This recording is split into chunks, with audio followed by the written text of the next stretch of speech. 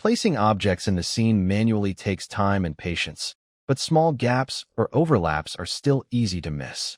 Use the Snap by Vertex feature in UNIGINE Editor to align scene objects accurately every time.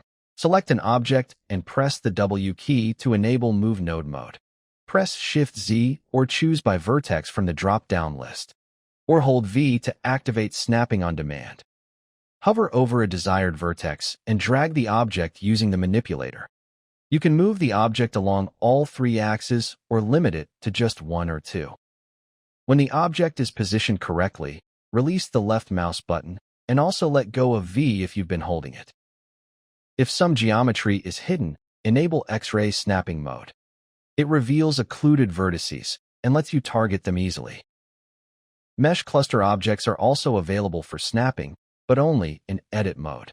Select the mesh cluster in the hierarchy and click Edit in the Parameters window. Once you've finished, don't forget to click Apply to save changes. Snapping also works with mesh objects stored inside a node reference. To avoid snapping to distant or irrelevant geometry, adjust the vertex detection distance parameter. Anything beyond that distance simply won't be considered for snapping.